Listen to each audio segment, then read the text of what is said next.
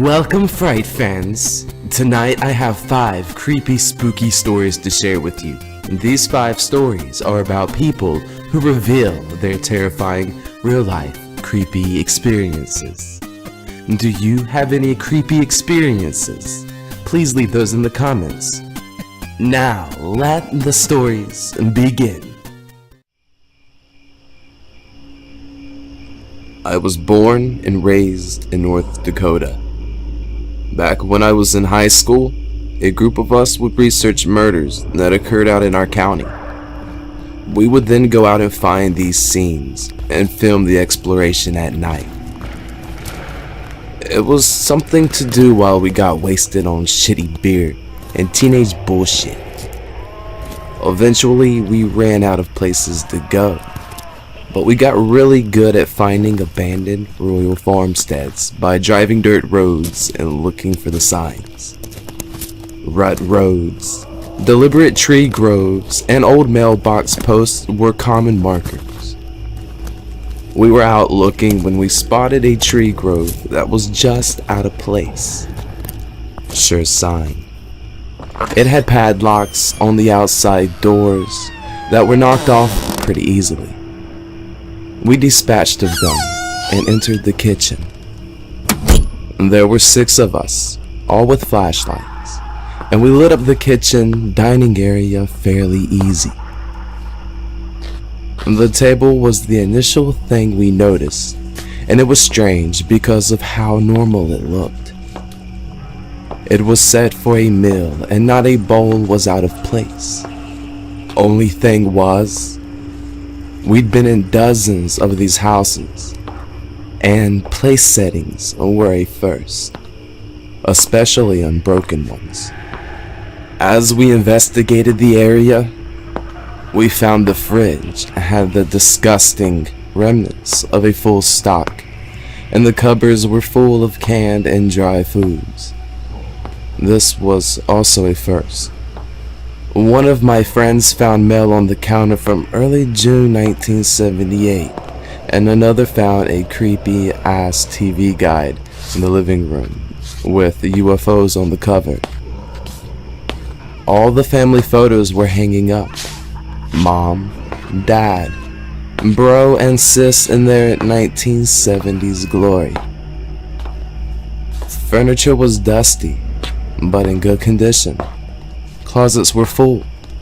Everything was totally normal, which was super abnormal. As we dug around the house, we all started to realize that this house had not been moved out of. It had been straight up abandoned.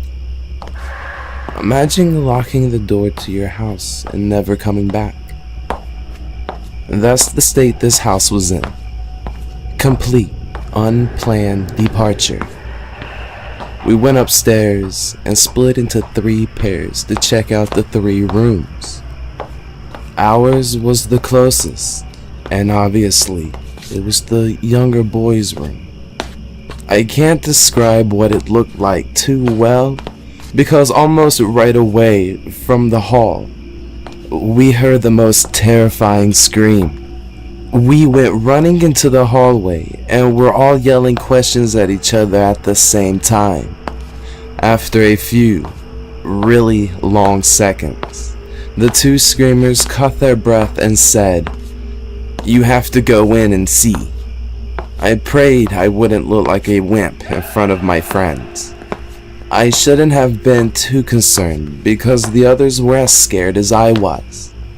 The room itself, up to the left of the door frame and centered on the right of the room, was a queenish-sized bed, propped up on the pillows, with the blanket drawn to its waist, arms on top of the blanket, and worst of all, head turned slightly so it was looking you straight in the eyes when you entered the room, was a life-size porcelain doll.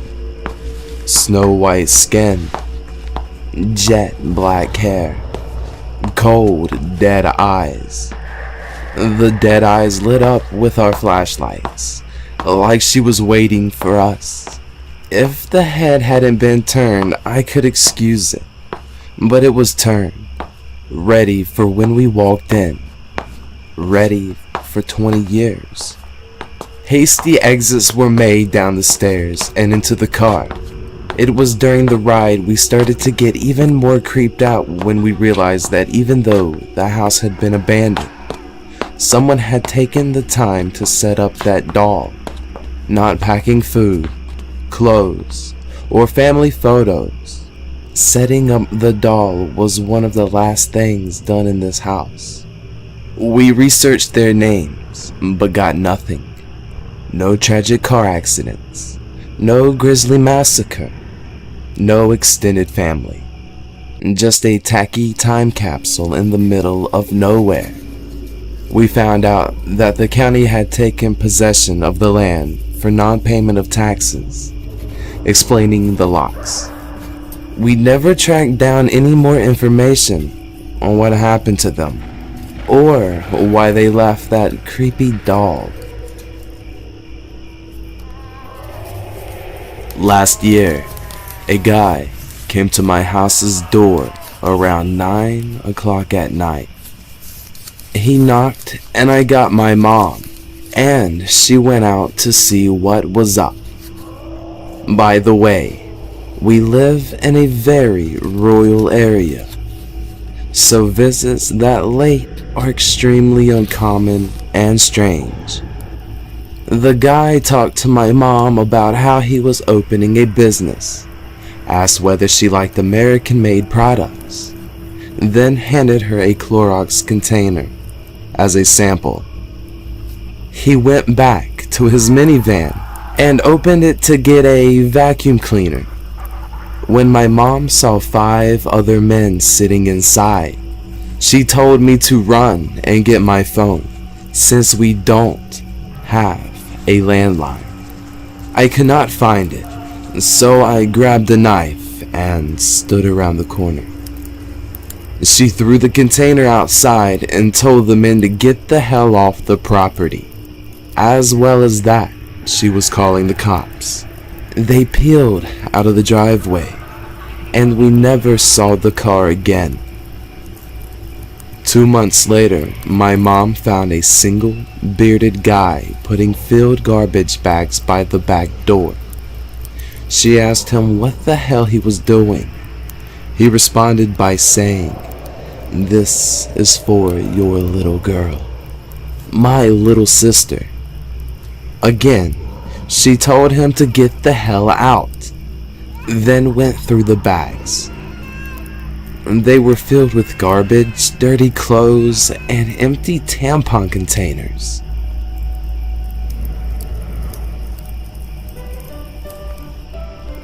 When I was little, my mom would take me to Kmart and let me wander around the toy section while she shopped. This was normal in the 70s. One day, as I was playing Simon Says, an old man walked up to me and was making small talk while I played. He eventually told me to come with him and took me by the hand. We walked right down the main center aisle of the store, right towards the exit sign in the back. As we crossed the last row, I looked to the right and saw my mom at the end of the row. I told him I saw my mom and had to go.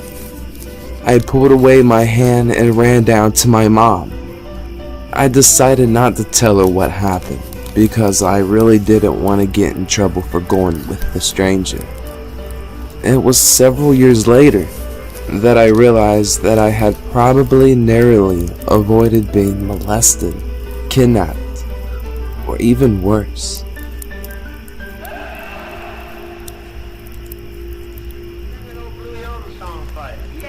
I was driving down a country road about 1 a.m. with my buddy one night in the summer.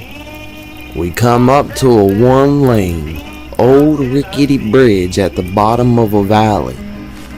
The bridge is also next to an old bar that now sits abandoned and is frequently vandalized, so it's already sketchy. We pull out onto the bridge and there's a car waiting on the other side. At first, we thought nothing of it. If a car is on a bridge, you have to sit there and wait your turn to cross. But here's where it gets spooky. My friend and I get closer and closer to the car, but something is wrong. We see a white glove waving at us at about halfway to the other side. As we are almost across the bridge, we see that the person waving his white glove has an expressionless mask on. Needless to say, we were freaked out, and as we have to slowly weave around the car and stare face to face with the person still waving, we drive off, scared shitless, but have to take the same road back. We get to the bottom of the hill. The car's still there, but there is no one inside. We kinda look around for a second before we get out of there, and we haven't been back since. The heck with that expressionless masked man.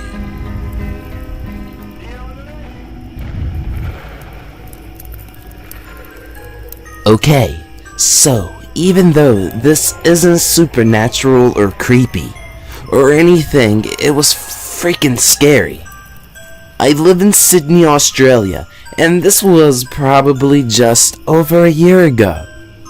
I was driving with my girlfriend back to my home after going out for a lovely dinner at her friend's house in Bundy, which is about 15 minutes away from my area called Watson's Bay. To get back to my place, you need to drive down into a valley near the harbor, down a long, winding main road that progressively takes you down to the water. It was around 1:30 or 2 a.m., and we were making our way down the road, not really paying attention to much. And she suddenly grabs my arm and gasps, which freaked me out. As I'm looking around as to what is going on, we approach the roundabout, and there is a man in medical-looking attire next to a woman in what looked like white pajamas, with blood covering a lot of her clothing. Now, obviously, my balls dropped and instincts kicked in as I sped up. It's quite a small roundabout, so you need to either slow down enough to turn left or speed up and nope straight out of there. I go straight, and as we pass the woman, she attempts to launch herself at my car as the man looked like he was trying to stop her. I sped off. We got home about 3 or 4 minutes later, and we were both pretty shaken and basically scared out of our wits. We decided to call the police to inform them of what we just saw. We got a call back the next afternoon explaining how a woman had somehow run away from a mental home and was attempting to commit suicide using sharp objects and running onto the main roads. The man was one of the first workers who knew her on the scene, and apparently they managed to bring her back to where she lived. I heard nothing more after that.